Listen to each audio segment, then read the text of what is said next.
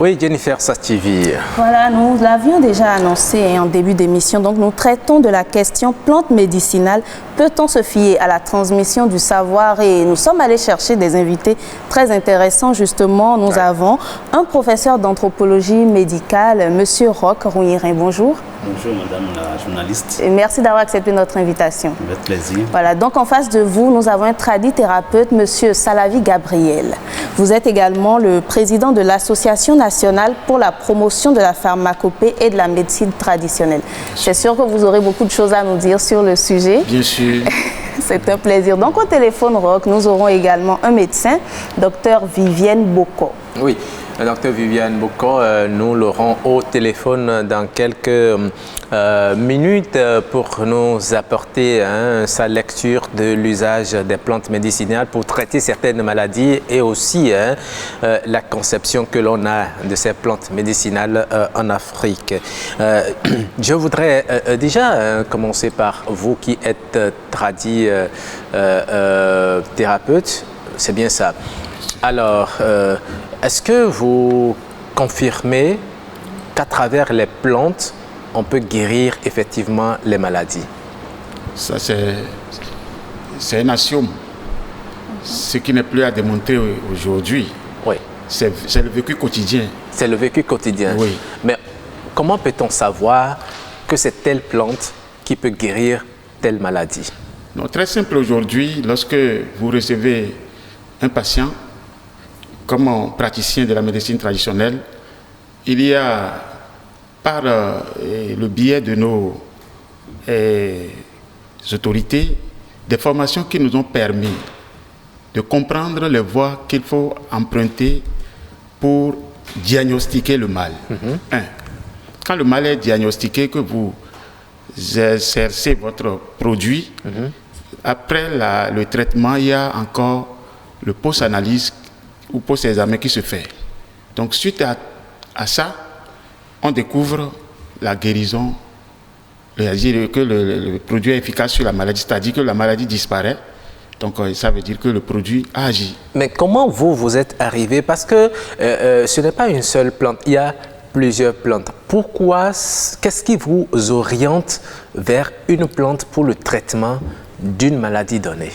Déjà, vous savez, dans la tradition, oui, il y a eu des passages qui nous ont laissé ce chemin, puisque ces produits ont été utilisés par nos pères et nous avons déjà connaissance de ça.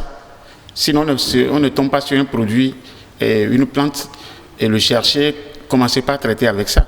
C'est parce que vous avez déjà un antécédent de connaissance qui vous permet de dire cette plante peut traiter le mal. Donc, ce n'est pas un travail qu'on fait dans un vide ou dans un tâtonnement. Autrement dit, c'est une transmission orale qui se fait. Oui. Vous assistez à des transmissions orales, oui, de père en fils jusqu'à notre génération aujourd'hui. Mais vous savez, la mémoire n'est toujours pas fidèle. Oui, oui, bien sûr. Ben, écoutez, par le travail assidu de nos professeurs comme le professeur Roch Rouirin, donc nous sommes conscients tous aujourd'hui, et la transmission se fait aujourd'hui même par écrit. Et nous intéressons même nos fils à nos travaux. Il y a des enfants qui ont fini leurs études, mais qui, au lieu d'aller peut-être se promener dans les autres pays, comme quoi cherchant de travail, bon, ils savent qu'ils peuvent s'adonner à ce secteur qui est aujourd'hui porteur. Oui, un secteur dans lequel il se produit également beaucoup de choses. Nous allons en parler tout à l'heure, Jennifer. Justement, quand on suit M. Salavi, on se rend compte que c'est une transmission de génération en génération, mais aussi un travail de recherche comme vous en faites justement. Mais ce n'est pas le cas partout. Très rapidement, nous allons au marché. Les bonnes dames nous donnent des orientations, je dirais des posologies. Donc, est-ce qu'il n'y a pas un problème ou est-ce qu'on peut à tout moment faire confiance du moment qu'il s'agit d'une plante? Non, effectivement, je voudrais revenir sur les mécanismes de transmission du savoir en médecine traditionnelle. C'est vrai, on ne le fait pas de père en fils, donc par la formation, par l'éducation, une transmission pratique, parce que vous l'exercez auprès de votre aîné tous les jours, mais également il y a une transmission par achat. J'ai un remède, le spécialiste est là, je sais qu'il a un remède contre le diabète, contre l'hypertension, contre le paludisme, je vais acheter. Donc ça c'est courant, donc il me donne le remède contre espèce sonnante ou contre un cadeau. Ça c'est un second mode de transmission du savoir. Il fait le remède et il vous remet, vous l'utilisez, il vous donne ou bien les ingrédients. Il vous dit le procédé de fabrication, il vous l'enseigne, il vous l'offre. D'accord. Donc vous pouvez l'acheter. Okay. Comme aussi il peut vous donner ça par don. Donc la recette, il vous donne ça par don. Il y a plusieurs mécanismes. Donc j'ai cité de père en fils. Oui. Donc l'éducation qui dure 10 ans, 20 ans même aussi auprès de l'aîné. Il y a également l'achat de la recette. Il y a également le don. Lorsque il découvre en vous certaines qualités, il peut vous offrir la recette. Et ne pas que le produit que vous allez utiliser de façon spontanée, momentanée, mais il vous donne la recette. Mais il y a également le mode de transmission par expérience personnelle. Voilà. Donc beaucoup de spécialistes comme M. Salavi découvrent au décours de leurs expériences personnelles que telle plante guérit telle autre maladie auquel ils n'avaient même pas pensé. Donc ça, c'est l'expérience personnelle. Mais il y a également l'observation de la nature. Beaucoup de spécialistes, surtout en milieu rural, observent les animaux. Voilà, tel animal dédaigne telle plante. Tel animal, lorsqu'il est blessé, aime brouter telle plante. Donc ça, ils observent la nature et de ce point de vue, ils l'appliquent à l'homme. Donc il y a différents modes de transmission du savoir, d'acquisition du savoir en médecine traditionnelle. Il y a également beaucoup de praticiens qui parlent de révélation spirituelle. Là, j'ai dormi et j'ai rêvé que telle plante, parce qu'il y a un mal j'ai un patient qui a un mal qui ne guérit pas. Tiens, j'ai rêvé, telle plante m'a été... Voilà. Mais généralement, quand ça arrive et que c'était une fausse révélation, on va chercher une plante qu'on lui demande de triturer, de boire. Il boit et puis la maladie s'aggrave. Comment gérer ces cas? Oui, il y a toujours des dommages collatéraux dans toute médecine et dans toute pratique. Mais en général, lorsqu'ils font cette révélation, ils ont des procédés. Ils expérimentent sur les animaux avant de l'appliquer à l'homme. Ils ont quand même des manières de s'en sortir. Et les cas ne sont pas aussi nombreuses comme on pourrait le penser. Et ces travaux de recherche justement approfondis, est-ce qu'on peut dire qu'elles sont indispensables? Parce qu'il y a certaines personnes justement qui, comme je l'ai dit tout à l'heure, prescrivent telle ou telle plante pour le palu par exemple, mais les posologies varient en fonction du vendeur par exemple. Oui, c'est vrai qu'aujourd'hui, le secteur de la médecine traditionnelle a été... Nous avons connu une invasion par des charlatans, ce qui fait que beaucoup de gens hésitent. C'est presque devenu un refuge à chômeurs. Lorsque vous n'avez rien à faire, lorsque vous êtes au chômage, beaucoup de gens s'investissent dans ce domaine-là, surtout en milieu urbain, où on peut facilement vous prendre 100 000 francs, 500 000 francs pour de l'eau minérale, contre de l'eau minérale. Donc, si beaucoup de gens investissent ce secteur, et c'est là où le danger. Sinon, en milieu rural, ça se passe très bien, 80% de la population. Nous avons fait des enquêtes depuis 2000. Je ne sais pas aujourd'hui les statistiques exactes, recours à cette médecine-là, 80%. Ouais, c'est toutes ces pratiques, toutes ces connaissances, tous ces produits qui existaient avant la période coloniale, qui permettent de prévenir les maladies, de les traiter. C'est ça, la médecine traditionnelle. C'est vrai que c'est comme ça qu'on traitait les maladies par la médecine traditionnelle. Jennifer l'a dit tout à l'heure. Vous allez au marché, vous voyez les bonnes dames qui sont devant, excusez le terme, un étalage de broussailles. Et puis vous venez, ce sont elles qui commencent à vous choisir les ingrédients. Pour toutes sortes de maladies. Pour toutes sortes, c'est comme si elles sont venues, quelle que soit la maladie, le problème que vous leur apportez, elles trouvent la feuille. Est-ce que c'est crédible? Pas tous les problèmes. Il y a la médecine populaire, aussi bien en médecine moderne. Il y a la dimension populaire de la médecine. Lorsque vous avez le paludisme, vous faites de l'automédication ou quelqu'un vous indique un médicament, vous allez en pharmacie, on ne vous exige pas une ordonnance. Donc il y a une dimension populaire de chaque médecine. Donc en médecine traditionnelle, la dimension populaire, les recettes de vieilles dames, tout le monde peut vraiment recourir à ça. Je crois que c'est à cela qu'il faut associer ce qui se passe dans les marchés. Sinon il y a la médecine traditionnelle spécialisée là, la bonne dame vous dira carrément d'aller voir un spécialiste. Ok.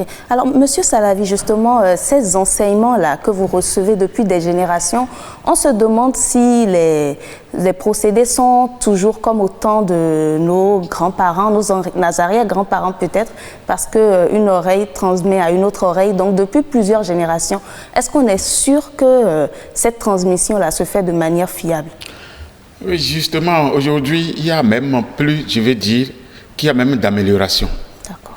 Puisque aujourd'hui, il y a même les analyses qui sont nécessaires avant d'administrer la plupart des produits à nos jours. Et je vais donner beaucoup d'exemples sur les laboratoires de la place qui sont tenus d'analyser nos produits et de dire leur innocuité avant que nous ne l'utilisions. Autrement dit, ce n'est plus comme avant où ça se faisait de façon brutale. Aujourd'hui, il y a une organisation autour qui est en train d'être développée, qui est en train d'être enseignée, qui est en train de faire sujet de sensibilisation. Mais tout le monde n'est pas dans cette même dynamique que vous. Non, autrement dit, vous savez... Comme le professeur l'a dit tout à l'heure, c'est un milieu qui regorge de beaucoup. Oui, bien sûr, mais nous luttons pour que tout le monde vienne là. Parce qu'il s'agit de la santé de la population. Même les bonnes dames, à un moment donné, nous commençons par aussi discuter avec elles pour qu'elles puissent comprendre l'enjeu. Puisque après tout, il s'agit de la santé. Bien sûr. Oui, donc c'est un travail de longue haleine et nous le ferons tous pour amener à ça. Je crois que les pouvoirs, à chaque fois, ne cessent pas d'apporter leur appui pour qu'on arrive réellement à une médecine traditionnelle bien améliorée. Mais lorsqu'il arrive, par exemple, qu'un patient vienne vous voir et que vous lui demandez d'aller faire des analyses et qu'il revienne, est-ce que ce n'est pas une manière de l'amener à croire en ce que vous faites? Est-ce que ce n'est pas une façon de lui vendre que du vendre? C'est comme si vous faites quelque chose de professionnel. Souvent, les tradithérapeutes qu'on voit aujourd'hui, vous allez les voir, ils disent allez faire telle analyse. Vous souffrez du diabète, allez faire telle analyse. C'est comme si vous leur montrez un chemin pour créditer ce que vous faites. Non, est-ce que c'est ça justement? C'est plutôt la fiabilité qui nous oblige. Puisqu'on ne veut pas aller dans le tâtonnement, on ne veut plus aller dans le tâtonnement. Aujourd'hui, par exemple, je vais donner un simple exemple. Si je veux traiter, par exemple, le myome pour une dame, elle doit m'amener l'échographie. Et moi, je demande même les mesures de l'échographie, ce qui me dit quoi? Si la personne est disponible à suivre un soin, alors elle doit être prête à aussi faire l'échographie, ce qui veut dire que si elle commence par utiliser, à mi-chemin, il y a déjà une des secondes échographie qui est faite pour voir si le volume diminue. Au cas où le volume diminue, alors elle continue parce qu'à chaque grosseur, à chaque nombre à utiliser ou à chaque dose à utiliser. Donc c'est souvent ça qui nous amène à ces analyses. Mais souvent lorsqu'il n'y a pas, le patient ne trouve pas d'amélioration. On trouve que peut-être qu'il est en train de manger telle chose. Est-ce que vous mangez telle chose? Non, ne mangez pas. C'est parce que vous mangez tel aliment que le truc ne diminue pas. Monsieur le journaliste, le vrai produit ne connaît pas si vous mangez tel ou tel. Ça, je vous dis la vérité. Si le produit est disposé réellement pour le mal est traité. Puisque le traitement ne dure pas plus que 1 à 3 mois au plus. Alors, si c'est dans un mois et que la personne utilise le produit correctement dans un mois, c'est qu'on doit voir les résultats. Donc, autrement dit, lorsque un patient commence par utiliser un produit traditionnel qui de renom, ça doit donner des réponses. Nous voulons vraiment que les gens nous suivent dans l'objectif de changer ou d'améliorer. Vous voyez, nous ne voulons plus rester dans la médiocrité. Donc, c'est en cela que moi, j'accepte ces débats et que je voudrais qu'on le conduise dans ce sens pour que les gens qui vont nous écouter sachent qu'il n'y a plus le désordre qui doit continuer. On doit changer les choses. Et maintenant, il faut quand même mettre sur place des méthodes pour que ça puisse aller.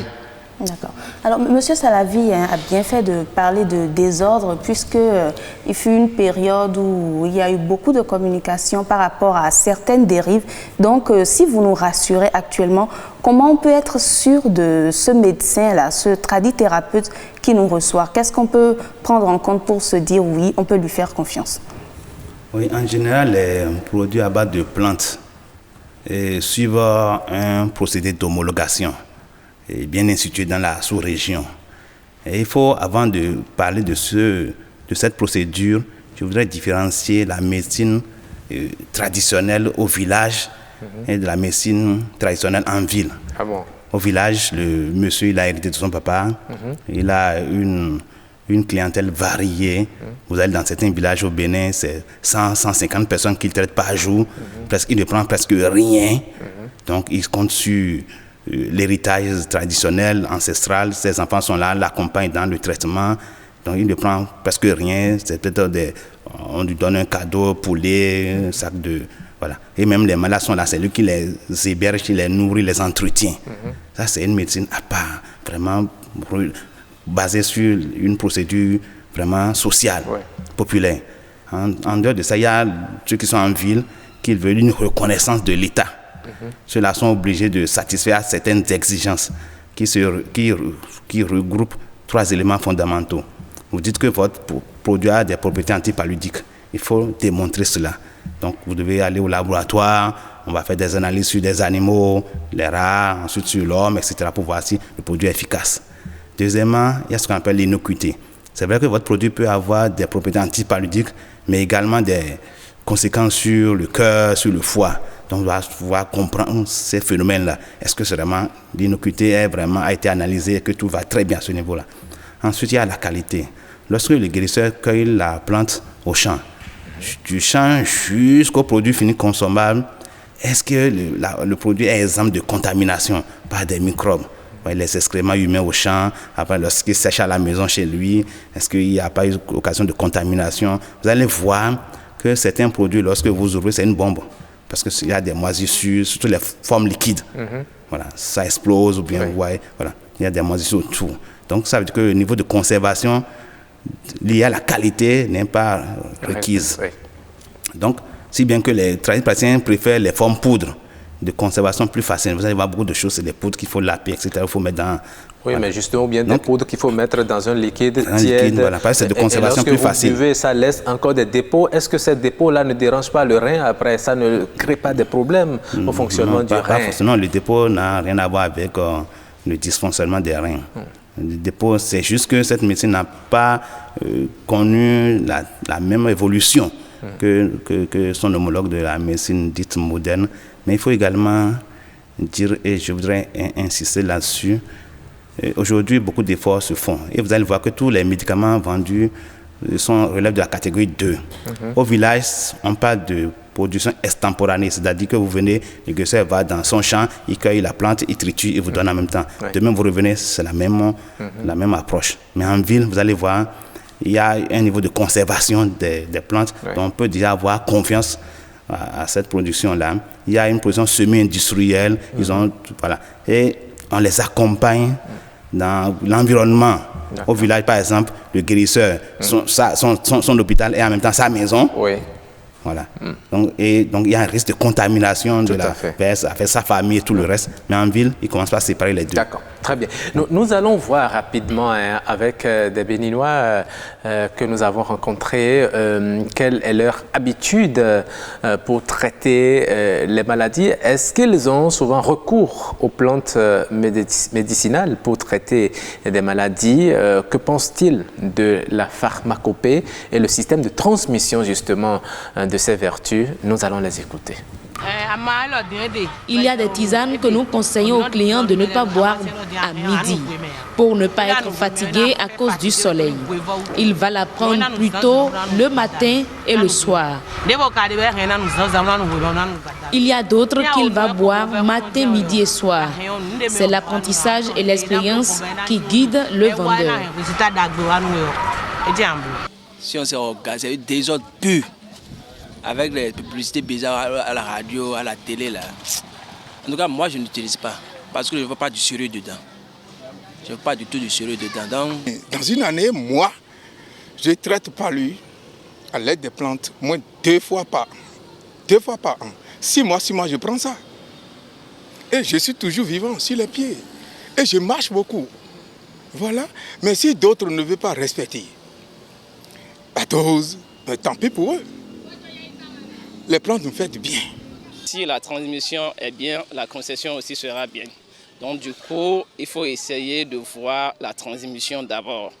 Quand il y a une mauvaise transmission, je pense que la concession elle sera un peu difficile à bien capter. C'est un héritage de notre grand-père. Nous sommes nés dedans. Aujourd'hui, par exemple, un produit à attribuer à un patient, c'est à prendre avec le verre talopémie, qu'on appelle le verre à thé, le cuilleré à café, le cuilleré à soupe. Voilà. Assez de réactions assez importantes. Vous avez suivi monsieur Salavi, c'est bien ça? Bien sûr. Voilà, vous avez su quelles sont vos réactions. On vous a attaqué dedans, que c'est du désordre. Vous avez entendu, il y en a aussi qui vous ont encensé. Ouais. Oui, ben, on ne peut pas refuser à quelqu'un d'exprimer son opinion. C'est normal, puisqu'il est tombé dans le désordre, il doit exprimer son opinion pour le désordre. Mais s'il tombait peut-être dans le bienfait, je crois que son opinion va aussi changer. C'est pourquoi la lutte aujourd'hui, c'est d'amener à la conscientisation de la chose. Puisque c'est inévitable, c'est obligatoire cette médecine, mais il faut aussi la canaliser pour... Pourquoi vous pensez que c'est obligatoire cette C'est obligatoire parce que, vous savez, monsieur le journaliste, oui, dites-moi. Tu me vois, je suis jeune maintenant, non? Très beau, non? Très jeune et très beau. Mais j'étais géant avec ventre devant. Ah bon? Bien sûr. Mais moi, je suis dans la plante. Et je vous dis que la plante nous fait du bien. Il faut reconnaître ça. En plusieurs domaines de la vie, la plante est bonne. Maintenant, bon, si quelqu'un ne sait pas comment l'utiliser, il faut qu'on l'aide à l'utiliser. Mais si la plante est bonne, vous, tel que vous vantez les mérites de ces plantes médicinales, pourquoi beaucoup de personnes hésitent à aller à ces plantes? Vous savez, il y a aussi... Bon, moi, je reconnais que quand on parle de plantes aujourd'hui, quand on parle de plantes, la plupart de nos plantes ne sont que des mangers, des alicaments, des nourritures. Bon, vous savez que le quinquin est une plante qu'on utilise. Le boma est une plante qu'on utilise. Le tiayo est une plante qu'on utilise. Ah, c'est en même temps des légumes. Le gombo est une plante qu'on utilise, c'est en même temps des légumes. Et autant de choses que nous utilisons en médecine traditionnelle, mais qui sont en même temps le manger. Est-ce que c'est manger nous tue? Non. Donc, parfois, on a l'impression que quand on voit ça, qu'on ne dit pas que c'est cette plante-là, on a l'intention que ça peut me faire du mal. Mais la plupart de nos produits ne sont que de manger. Pour vous dire la vérité, ces choses que nous utilisons sont mangées. Mangées par les animaux, mangées par les hommes avant nous et mangées aujourd'hui par nous. Donc c'est dans ce contexte qu'il faut reconnaître la chose. Sinon, les gens auront peur de la vie et choisir gratuitement leur mort. Mais est-ce que vous ne voyez pas que ceux qui se disent détenteurs de ces savoirs, de ces vertus, leur comportement, quelqu'un détient un secret, une vertu par rapport à une plante, du jour au lendemain, vous le voyez avec un collier au cou, avec un chapeau, il se fait appeler Da, etc. Et puis il s'entoure de mythes. Est-ce que ce n'est pas l'une des causes qui refoule justement les gens? Oui, mais vous savez, moi, ce domaine, je ne peux pas aller trop loin dessus, simplement parce que c'est ce domaine qui est encouragé aujourd'hui. Aujourd'hui, la médecine traditionnelle n'a pas de soutien, mais ce domaine a de soutien, de colossal soutien. Ce qui veut dire que aujourd'hui, si vous envoyez Guigri en France, on amène ça librement. Mais si vous envoyez médicaments, on arrête ça en chemin. Vous ne voyez pas qu'il y a paradoxe? Donc, on ne veut pas que la médecine traditionnelle évolue, mais on veut on veut nous faire, nous tromper. C'est-à-dire, les films qui sont ailleurs veulent nous montrer que les guigris sont bons, continuez ça, mais les médicaments, cessez ça. Alors, c'est un travail que nous devons faire tous. C'est un combat à nous tous. Sinon, les bonnes choses, nous allons les détruire et choisir ce qui n'est pas bien. Vous voyez, nos gens, aujourd'hui, ceux qui mettent de mythes autour, sensibilisation va les aider aussi à abandonner ces choses. Parce qu'aujourd'hui, nous voulons que la médecine traditionnelle devienne quelque chose de tous. Quelque chose de tous et aimé de tous. Et c'est notre volonté. Je crois que ce boulot est avoué à nous. D'accord. Monsieur Rouillet, vous avez également suivi l'avis des populations et justement les propos de Monsieur Salavi. Donc, qu'est-ce que vous pensez de tout ça? Oui, effectivement, beaucoup de gens dédaignent la médecine traditionnelle, surtout en milieu urbain, parce qu'il y a beaucoup de charlatans dans le secteur. Donc, on ne sait pas à qui se fier réellement. Deuxièmement, il y a l'effet des religions importées. Et ceux qui sont adeptes de ces religions, très nombreux en ville, ne voient la médecine traditionnelle que dans sa dimension ritualiste. Tuer un poulet, tuer un cabri, et se contentent de ça par ignorance, et pensent que la médecine se limite à ces rituels-là. Donc, ils dédaignent également les plantes. Mais il y a également ceux qui ont le choix. Parce que la médecine traditionnelle, c'est vraiment le recours des personnes pauvres. Donc ceux qui ont le choix d'aller en pharmacie estiment que ce n'est pas nécessaire de recourir aux plantes. Donc il y a plusieurs facteurs qui entrent en jeu. Et le plus important, c'est la désorganisation du secteur, des acteurs qui sont au cœur du dispositif mis en place. Alors, vous qui êtes professeur d'anthropologie médicale, si je vous demandais quelle différence on peut faire entre la médecine des Blancs, qui nous rassure plus dans la plupart des cas, et la médecine traditionnelle qui nous fait un peu peur? La médecine traditionnelle fait peur à qui? Peut-être, je ne sais pas, comme le Béninois. C'est 80% de la population qui recourt à cette médecine.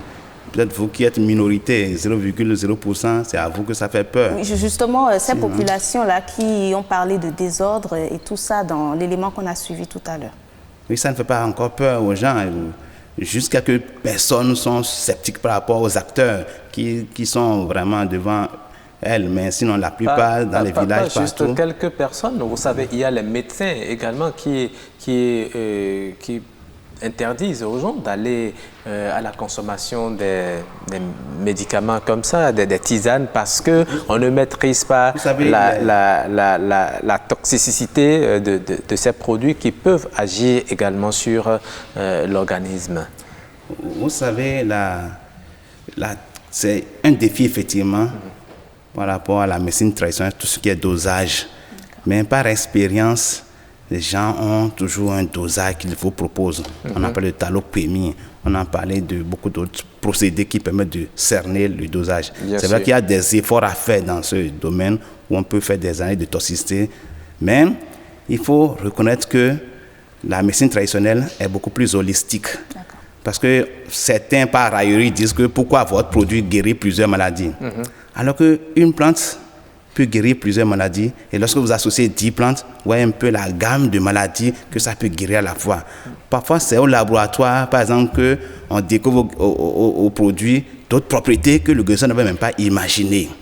C'est vrai que concomitamment, les effets secondaires peuvent être également importants.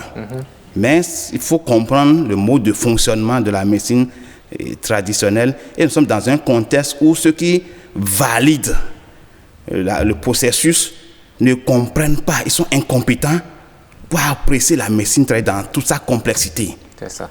Ceux qui sont acteurs qui valident, chacun veut retirer à la médecine traditionnelle une portion, une dimension qu'il maîtrise le mieux. Et là, ça fausse un peu toute la donne par rapport à cette médecine-là. Très bien. Merci beaucoup. Nous allons établir la liaison téléphonique avec notre sociologue en ligne, docteur... pardon? Notre médecin, en ligne, docteur Vivienne Boko. Bonjour. Bonjour. Oui, madame, nous parlons dans cette émission des plantes médicinales. Vous êtes médecin. Dites-nous déjà, est-ce que vous avez l'habitude de prendre de la tisane, des plantes médicinales pour vous soigner? Alors, merci. Oui, il m'est arrivé à des moments donnés de prendre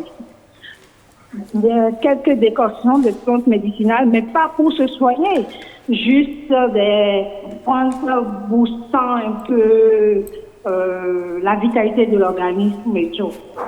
Mais principalement pour un traitement, je n'en ai pas encore. eu l'occasion d'utiliser. Alors, on peut dire que vous faites partie de la frange des Béninois qui hésitent encore à aller aux plantes médicinales pour leur traitement. Oui, en effet. Et pourquoi alors? Alors, mon problème avec les plantes médicinales a toujours été le problème de dosage. Le problème de dosage. De dosage. Vous n'êtes pas sans savoir que la plupart de nos mélanges décoctions on n'a pas une posologie fixe. Et vu les effets secondaires qu'on peut avoir, surtout au niveau rénal, je mets un peu de bémol à utiliser ces plantes pour un traitement. D'accord. Est-ce que vous êtes médecin? Est-ce que vous avez déjà reçu un patient dans votre cabinet ou bien l'hôpital dans lequel vous travaillez et qui s'y est rendu parce qu'il a été intoxiqué par une plante médicinale? Oui. Pardon? Oui, étant donné que je traite beaucoup d'affections chroniques dans ma gamme de clientèle à l'hôpital, je me suis déjà retrouvée confrontée à des patients qui, indépendamment du traitement médical que nous leur mettons, utilisaient des plantes médicinales, mais qui nous sont revenus avec des dégâts, pas des dégâts énormes, mais des dégâts quand même, qu'on a su gérer à temps, puisqu'on a pu faire le lien avec l'utilisation des tisanes. D'accord. Et aujourd'hui, vous savez, c'est grâce aux tisanes que nos parents, nos grands-parents, nos aïeux se sont traités avant que ne vienne la médecine moderne. Est-ce que vous préconisez le rejet catégorique de la médecine traditionnelle, l'usage des plantes médicinales pour traiter des maladies, ou bien faut-il associer les deux, ou bien qu'est-ce qu'il y a à faire pour que cela puisse être utilisé sans crainte? Merci. Je crois que les plantes médicinales ont leur valeur et ont prouvé leur efficacité. Alors, le seul problème avec, c'est de pouvoir lier une plante à un traitement d'une affection de façon claire. Dans la transmission des données, des connaissances, c'est sûr qu'il y a eu des déperditions de données, puisque ça se fait de bouche à oreille. Alors, est-ce que c'est de la manière dont nos aïeux l'utilisaient et avaient le résultat que nous l'utilisons aujourd'hui? Là est la question. Et par contre, de là, je crois qu'il y a un travail un peu scientifique à faire autour de l'utilisation de nos plantes médicinales afin de les valoriser. Parce que, ma foi, je suis sûre qu'elles nous donneraient beaucoup plus d'avantages concomitamment aux produits, au traitement médical qui sont beaucoup plus des résidus de chimiques. D'accord. Alors, Madame Boko, vous avez parlé de certains avantages maintenant et justement, ces personnes qui utilisent ou qui font la promotion de ces plantes médicinales, est-ce que vous pensez que ces plantes font d'office du mal aux personnes qui les consomment? Est-ce que ça ne guérit jamais? Alors, ces plantes ne font pas d'office du mal. Non. Il y a l'avantage. D'accord.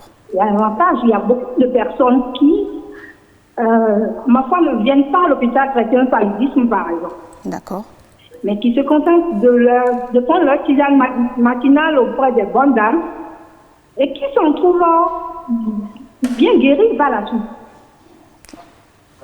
Mais nous n'avons pas de preuves techniques, nous n'avons pas de preuves scientifiques. D'accord. C'est tout. Merci beaucoup, docteur Viviane Boko. Vous êtes médecin. Merci de nous avoir apporté votre point de vue par rapport à l'usage des plantes médicinales et à leur transmission. Merci beaucoup. Très bonne journée à vous. Merci bien. Ouais. Docteur Rouy, nous revenons sur ce plateau. Vous sembliez ne pas être totalement d'accord avec le développement de madame. Elle est médecin, elle exerce dans la médecine moderne, donc on peut la comprendre, n'est-ce pas? Oui, c'est vrai qu'on a besoin de faire de la recherche pour voir parmi les cas de toxicité qu'on observe dans les hôpitaux, quelle est la part qui revient à la médecine traditionnelle. Parce que les populations dans leur itinéraire thérapeutique font recours à beaucoup de procédés. Au même moment où on va à l'hôpital, on écoute le conseil de la sœur et on va prendre des comprimés dans le marché noir, on prend des tisanes. Finalement, lorsqu'il y a une toxicité hépatique ou sur le foie ou sur le cœur ou sur d'autres organes sensibles ou les reins, comme elle a dit, quelle est la part des plantes? Moi, je sais qu'il y a une étude en Côte d'Ivoire où on a essayé de voir la part des plantes, c'est 5%. 5%. Et les 95%, c'est les médicaments chimiques, mais qui ne sont pas forcément conseillés par le médecin. Donc, les populations s'approvisionnent un peu dans le marché noir et c'est surtout les médicaments chimiques. Donc, mais est-ce qu'un abus de ces plantes-là, justement, ne peuvent pas causer les dommages dont vous parlez? Consommer plus que de raison, par exemple? Oui, certainement. Surtout certaines plantes qui sont beaucoup plus toxiques que d'autres. Mais en général, c'est tellement dilué, la substance active est tellement diluée dans l'eau, dans beaucoup de substances que la toxicité vraiment est moindre. Elle n'est pas aussi concentrée, l'extraction n'est pas aussi concentrée dans une plante. On a plus peur d'une insuffisance de traitement que d'une toxicité. Oui, mais vous savez, il y a parfois certaines plantes qui sont tellement amères et c'est cela qu'on vous demande à boire. Vous pensez que le dosage, comme elle en parlait tout à l'heure, aura un effet sur l'organisme? Non, en fait, les plantes amères les tradipraticiens conseillent souvent les plantes amères pour les problèmes hépatiques. Oui, parce qu'ils pensent que vraiment, c'est par expérience.